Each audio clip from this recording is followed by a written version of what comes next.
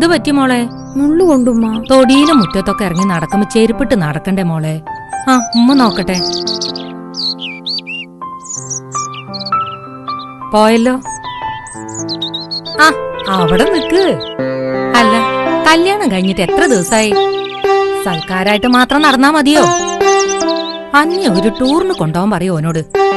അല്ലെങ്കിൽ വേണ്ട, ഞാൻ പറഞ്ഞോളാം. അങ്ങനെയൊക്കെ നടക്കുമ്പോഴേ തമ്മിൽ സ്നേഹം മുറുകുള്ളൂ മോളെ. കല്യാണം കഴിഞ്ഞാ അതൊക്കെയല്ലേ പതിവ്. ഉമ്മാന്റെ കുട്ടിക്ക് ഒരു കിസ്സ കേക്കണം. ഉമ്മക്ക് കഥ പറയാനൊക്കെ അറിയോ? എനിക്ക് വലിയ ഇഷ്ടാ കഥ കേൾക്കാൻ. എന്റെ നിക്കാഹ് കഴിഞ്ഞ് ഞാനിവിടെ വന്ന കാലത്ത് നാസറിന്റെ ഉപ്പാനെ എനിക്ക് കണ്ണെടുത്താ കണ്ടൂടായിരുന്നു. അതെങ്ങനെ? മനസ്സ് നിറയെ അന്നൊക്കെ മുഹമ്മദ് അലിക്കല്ലായിരുന്നു. അതാരാണുമ്മ? ഞാൻ ഇഷ്ടപ്പെട്ടിരുന്ന ആളാടി. എന്റെ അമ്മായിന്റെ മോനായിരുന്നു മുഹമ്മദ് അലിക്ക. കുട്ടി മനസ്സിൽ കടന്നുകൂടുന്ന ഓരോ ചാബല്യങ്ങളെ. ഒന്നിച്ചോതാന സ്കൂളിലൊക്കെ പോകും. പോണ വഴിക്ക് തട്ടാന്റെ തൊടിന്ന് പുളിയൊക്കെ പറിച്ചു തരും. സ്ലേറ്റ് മായ്ച്ചാൻ വേലിമെന്നൊക്കെ വെള്ളത്തണ്ടു തട്ടാപ്പൊട്ടിന്റെ അലയൊക്കെ പറിച്ചു തരും. മുക്രീന്റെ തൊടിയിൽ അമ്പായമരത്തുമ്പോ കയറി നല്ല കുരുന്നലയും അമ്പായങ്ങി പറിച്ചു തരും. പെരുന്നാൾ അടുക്കുമ്പോ പള്ളിപ്പറമ്പ് പോയി മൈലാഞ്ചിന്റെ ഇല പറിച്ചു തരും.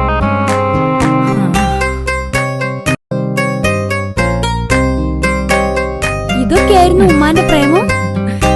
ആ മോളെ, അതൊക്കെ ആ പ്രായത്തിന്റെ ഓരോ രസങ്ങളാ. നല്ല പ്രേമം.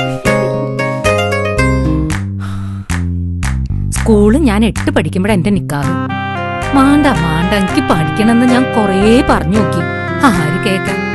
അങ്ങനെ 13-ാം വയസ്സിൽ ഇന്നങ്ങോട്ട് കൊണ്ടുവന്നു.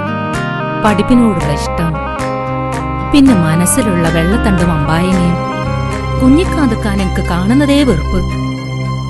പക്ഷേ എല്ലാം മറന്ന് കണ്ടറിഞ്ഞ് പെരുമാറാൻ മൂപ്പർക്ക് കഴിഞ്ഞു.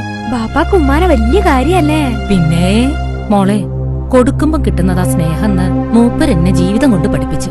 എന്റെ കുറ്റങ്ങളും കുറവുകളും പെരുപ്പിക്കാതെ മൂപ്പരെന്നെ സ്നേഹിച്ചു തുടങ്ങിയപ്പോ എനിക്കത് തിരിച്ചു കൊടുക്കാതെ പറ്റില്ലെന്നായി. മനസ്സിൽ പുളിയും ഇലയും കണ്ണിമാങ്ങിയൊക്കെ എവിടെയോ കൊഴിഞ്ഞു പോകാൻ തുടങ്ങി. ഇങ്ങോട്ട് തരുന്നതിലേറെ അങ്ങോട്ട് കൊടുക്കാനുള്ള വാശിയായിരുന്നു മനസ്സ് നിറയെ. അപ്പൊ ബാപ്പയും ഉമ്മയെ സ്നേഹിച്ച് മത്സരിക്കാണല്ലേ? ഉമ്മ അതൊക്കെ എന്തിനാ പറഞ്ഞതെന്ന് ഉമ്മാന്റെ കുട്ടിക്ക് മനസ്സിലായോ? വകതിരിവ് കുറഞ്ഞ ചെറുപ്രായത്തിൽ വല്ലതൊക്കെ തോന്നുന്നത് സാധാരണയാ. കല്യാണം വരെ അതൊക്കെ മനസ്സിലുണ്ടാകാവൂ.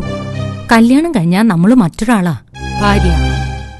ആരുടെ അണയാവണം, ആരുടെ കുട്ടികളെ പ്രസവിക്കണം എന്നൊക്കെ തീരുമാനിക്കുന്നത് പടച്ചോനാ. ഓന്റെ തീരുമാനങ്ങളെ സ്നേഹിക്കുക. അപ്പം നമുക്ക് എല്ലാരെയും സ്നേഹിക്കാൻ പറ്റും. ഒരു പെണ്ണ് പേച്ച ഒരു കുടുംബം മുഴുവനും പേച്ച്. അതെപ്പോഴും ഓർമ്മയുണ്ടാവണം ഉമ്മാന്റെ കുട്ടിക്ക് കേട്ടോ. വാ ബാപ്പാ, ഊട്ടി ഇവിടെ തൊട്ടപ്പുറത്തല്ലാന്നൊന്ന് പറഞ്ഞേക്ക് ഉമ്മാനോട്. അതെനിക്ക് ഉമ്മാനാ ടൂർ കൊണ്ടുപോണ്. അല്ല, ഉമ്മാന്റെ ഒരിക്കൽ കഴിഞ്ഞിട്ട് മരുമോളൊപ്പം ഇങ്ങോട്ട് കിട്ടുമോ? നദീറാ, വേണ്ട, ഞാൻ വിളിക്കാം, എന്നാലേ വരൂ. നബീസോ ദാ ഇറങ്ങി പോവാന്ന് ബാപ്പാനോട് യാത്ര പറഞ്ഞിട്ട് ഇറങ്ങാവൂട്ടോ. ബാപ്പ പോയി വരട്ടെ. നാസറേ, ശ്രദ്ധിച്ചു പോണോട്ടോ. അവിടെ ചെന്നിട്ട് വിളിക്കണേ. ആ നാസറേ, കരുതി പൊയ്ക്കും. ആ ഈ വേഗം കയറ്. വെയില് മൂക്ക് മുമ്പ് ചുരം കയറണം. പോയി വരട്ടെ. ആ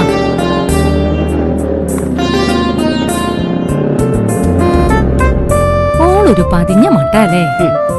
പുത്തനച്ചി പുരപ്പുറം തൂക്കും. വന്ന കാലത്ത് ഇങ്ങനെയൊക്കെ തന്നെ ആയിരുന്നില്ലേ സൂറയും സാജിദയും? സൂറയ്ക്ക് സാജിദയ്ക്ക് ഇപ്പൊ എന്താ കുഴപ്പം? ഒരു കുഴപ്പമില്ല. സാജിദ യൂസഫിന്റെ ഒപ്പം കടല് കടന്നു. സൂറ അഹമ്മദിനെ ഒരു പെൺകോന്തനുമാക്കി. പോരെ? ആ, അത് നമ്മളെ മോൻ പോരായിട്ടാ. നിങ്ങൾ അത് വിടി. നിങ്ങൾക്കിപ്പോ ഒരു ഗ്ലാസ് ചായ വേണോ? വേണം. എന്നാ വരി.